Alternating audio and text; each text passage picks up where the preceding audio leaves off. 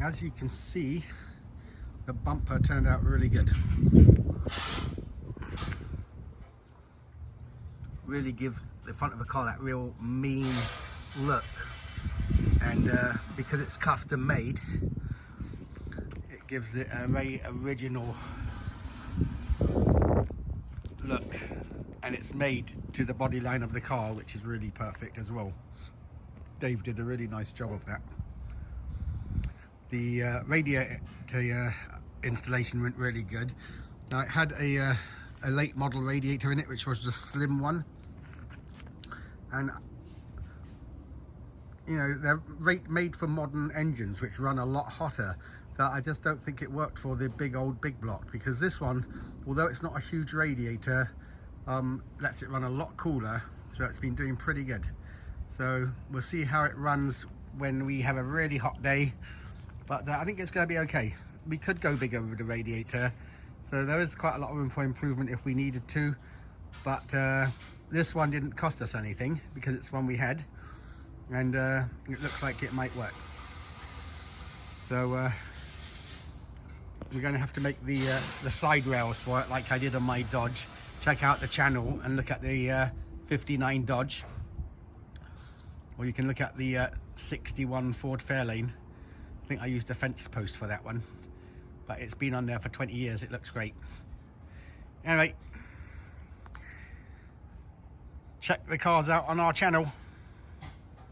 So we're discussing how we're going to do the side rails, which Dave's going to do, and we think we're going to utilize these which Dave got, which it's quite good looking. Now normally this would be the top surface, but because the vehicle's so high and we don't want to have it too low, it won't be that serviceable, and we do need it to be serviceable because it's very high to get into. So we think we're going to mount it like this, because that allows you to step into these gaps down here as well if you're shorter, which could be very good. And holding it up next to the car, the thing about building these cars is, I know you've all seen cars kind of like this, but generally it's just people taking car bodies and bolting them to truck frames. And as fun as that is and great for mudding, the proportions are all wrong. It just doesn't look right. So what we're trying to do is get the proportions of the car to complement each other. And in my opinion, this car has quite a thin body. And that's one of the reasons why we've mounted it kind of lower to the wheels, because it sets off the proportions of the car so much better.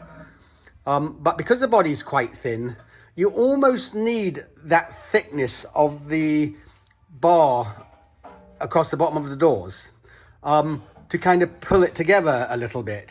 And I think it makes the proportions of the car look a little bit better. As you can see, Dave's holding that up there, and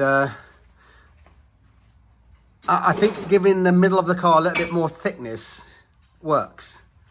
So anyway, we're going to play around with it, eyeball it, decide what we feel looks well proportioned, and go from there. So the family has spoken. We all agree that this looks about right for the step. It's a little bit high to be 100% comfortably usable, but it does make it quite easy to get in and out for smaller people. And obviously looks is kind of more important than functionality, although we do want it to be functional, and it is. So Dave's going to make some brackets up, and that's how it's going to be.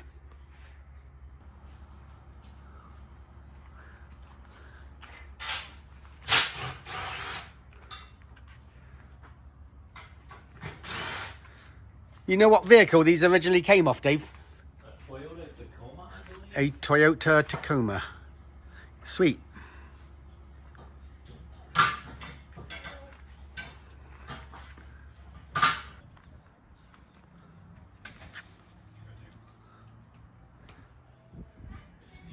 It really gives it a good look.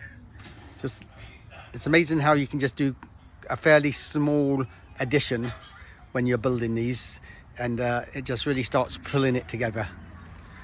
And like I said before, it definitely needs, you know, different things to finish it. We got to do the traction traction bars will give it a really great look.